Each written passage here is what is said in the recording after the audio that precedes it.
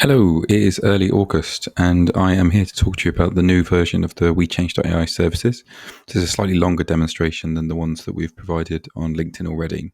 So, WeChange AI, I am Andrew Boxall. I'm the founder and managing director. Background in public sector, worked in public sector the best part of 10 years, worked at Microsoft for 4 years, master managing leading IT systems change, ITIL expert, various bits. But you can find out more on me on LinkedIn. WeChange AI work to a framework for change. We essentially support our customers with the bits they need. And that might sound really obvious, but to be frank, some organizations need extra help with change, some need help with technology, some need just the broad benchmarking to understand where they can see benefits to save time. So we come and wrap ourselves around the requirements of the team. And we truly believe in equipping you to lead your own change. So, having led and worked in transformation programs and change programs, I always felt that they land best, and the academic research shows that they land best when people are leading their own change and they understand it. Because ultimately, if it's your role, if it's your service, if it's your organization, you feel passionate about it and you understand it. So, we give all staff and services and departments the tools they need to lead their own change. Now, the way it works, we have three stages of our framework. So we assess, we help you understand, and we enable you. And there's a huge range of areas that we gain insight on and data on. This is taken from an assessment where the questionnaire goes out. We work with you to get the questionnaire right for your organization. Generally, we're getting in the 60-70% responses for the organizations we've assessed so far. And we've been really, really mindful and spent a lot of time getting the communications right, the accompanying assets, the explainers, the example outputs, so that people are really keen to take part and be involved in this. Because ultimately, people want to be listened to. They want that help and that support. Now, this is one of the Power BI reports that we use to help you understand and enable you to see how you can support your organization. This is after the assessment stage. So at this point, the questionnaire has gone out. We're not going to show the questionnaire today because, quite honestly, it gives away quite a lot of the way that we do it. But the questionnaire takes about 12 minutes per person to complete. Some people are doing it in 6 minutes. Some people are taking slightly longer. But there's loads of questions in there. And it gives you a complete understanding of the different individuals, and you can aggregate that up. So this is like the summary page. On every page, you can select the departments and services and look at whether they're managers, if they have accessibility requirements, and basically it gives you an indication of whether or not there's something that you want to consider, and everything updates. So you imagine you're leading a transformation program or change program, working in IT, or a manager trying to help your team. This gives you a ton of information on that. We then break it down in a range of ways. So there's 7 open text questions, and we've got an AI service that's summarizing these. Again, if you select a specific department, you can then update the data that's in these, and it's going to refresh so you can see the specific barriers relating to those areas, rather than going through all the open text submissions. This is just demo data, so we normally have well over 300 at the least submissions from each customer, depending on the size of the organization. We look at things like time spent, so how people spending time on activities that you can use technology easily for. We've got efficiency calculations, alignment to products, so we can really help people. We have benchmarking. This was added on the 1st of August 2025. Here we've got the benchmarking of the general scores, and then we've got the benchmarking of time spent against other public sector bodies. So the purpose of this is not a right or wrong, it's an indicator. It's whether or not there's something to consider. And all this will update based on the results that have been given by your team across the organization. So they might look at it and go, well, we're spending less time responding to emails than the benchmark. That's positive, but we're spending less time writing docs, more time filling in hard copy documents. That's something to then consider as, is there a way that we should be changing the way we do this? There's a deep dive on technology, so we look at the technology confidence across the organization and where there might be challenges. We've included all the applications used, including the different licenses that you have. And the red is basically I'm not aware of it. Yellow is I'm aware of it, don't need it. Light green is I have a use for this and I use it. Dark greens I find it extremely useful because we're now connecting organizations where we find particularly efficient teams, obviously entirely compliantly and with the blessing of the teams involved. We did a benchmarking across applications. It's been really helpful. If you've got a team that isn't using something, you can say, well, actually, the benchmark, people are using this. Therefore, it's probably worth us understanding how they're using it. We ask questions around what would you like to do with tech. Now we're finding that a lot of the requests people make, they can actually already do, which is amazing. So we can say, well, you're asking how to do X.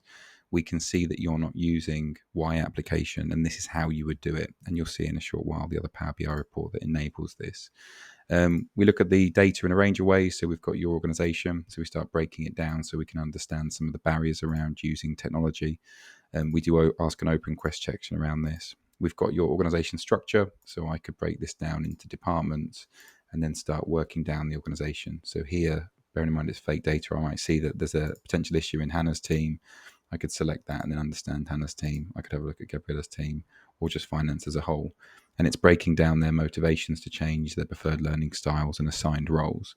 So from a leadership perspective, I've got a huge number of pieces of information that's going to help me to support the team in the way that's most useful for them.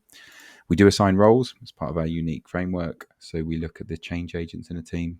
So here I can see the list of teams without a change agent. I might click on environmental services. I can see the results for that team there. So whilst they haven't got change agents as we define them, they do have staff with high levels of engagement and are quite keen to use technology. So that's positive.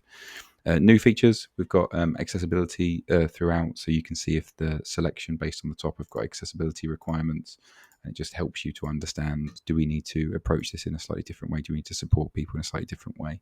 When you find something of interest, you can export it. And you've got the drill down page here, so you can start using the information to really lead change and deliver significant returns on investment and value on investment with the solution.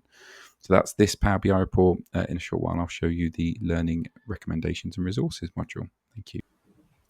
Hello, so this is the learning recommendations and resources module. So this has been designed to be used by departments and services across your whole organization as a way of giving them their feedback and their results from the assessment. Put your logo here, and then it takes them through their results. So we're going to the welcome page. I've already selected resource and support up here, and it's showing we've had 88 respondents from 93 staff in that team, but it will update as you change it for your departments and services. We've got a welcome page, then we've got the summary of their results. So here we have the number of respondents, how many there are in the organization, and then the average scores against the benchmarking. I've actually had quite a lot more submissions than this, but it's a useful figure to see how you compare. And then this has been designed to basically take them through the things they need to be aware of. Are their pressure and workload high? What's their preferred approach to learning? What are their motivations for change? We look at how they're spending time, because they might find that they had no idea they were spending so much time responding to emails, sending posts, rekeying information. So they can start targeting either as extra resource or trying to transform those areas and work in it. And we do give guidance throughout. We look at the applications that are being used. So this is based on the results. So here I could say, well, look, we haven't really got an awareness of Sway. I could click on Sway and that will actually open up the Sway page, which it's opened up in the browser behind this maximized view. And all these links are maintained by us so that you can constantly have the most current links to the right resources from the products that you've got. We can look at the change agents in the team. Again, this is dummy data. You can see I'm on there quite a few times. It's showing how many change agents are in the team with some useful resources. We've got our first of 3 accessibility pages to help with accessibility resources. And then we start going through the applications you've got. So how to use Microsoft 365 better. We've got the awareness of applications. So if 30% or more people have said they're unaware of the applications, you could look at this.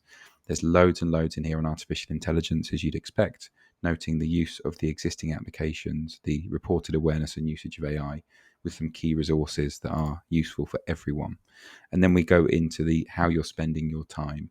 So here we've got guidance on email management. Based on the assessment results, that's how much time could be saved if you change the way you do email management with the key applications.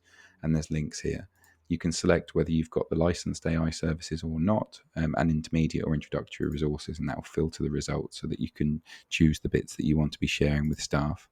There's loads and loads of these. And what we're trying to do, because there's a lot of pages in here, is make people aware that there's a lot of functionality, there's a lot of services that you can utilize yourself. You might have staff spending a lot of time rekeying information. There's ways that you can do that differently. Same with task management. There's ways you can do that differently, largely with the products that you have. And these have been designed to be led by the change agents in the team. So you imagine we've identified the change agents, you've shared these resources with them. They're then able to look through it and see, where do we want to save time as a team? Where do we want to try and be more efficient using the services that we've got? There is access to a full resources page here. So as an example, you might want to help people with Copilot chat. So I could click that there. You might find that the staff prefer video content. So then you can select that and it's going to give you video content on it. And our resources and accessibility manager maintains this list under my support to make sure that it's always accessible, useful content. So that when you export to the PDF, all the links will work, but it just keeps everyone up to date. And there's tons of stuff in there for IT to utilize as well. So that's the learning recommendations and resources module. You can imagine how the two services work together. You can be looking at the main report to understand how you as an organization can change, which services you might require, where's going to be beneficial. Then this one is really for the organization, because we've gone for scale here. We want to support as many people as humanly possible. And these resources should equip people to very much lead their own change as part of the all-up framework for change. Thank you very much. If you've got any questions, please do reach out. We're always happy to speak to people, and we can do in-depth demos, talking it through. I've only shown maybe 20% of the features of the whole services, so there's loads more, and we generally find that people have a specific area they want to focus on. Talk to us, and we can realistically support you with that. Thank you very much.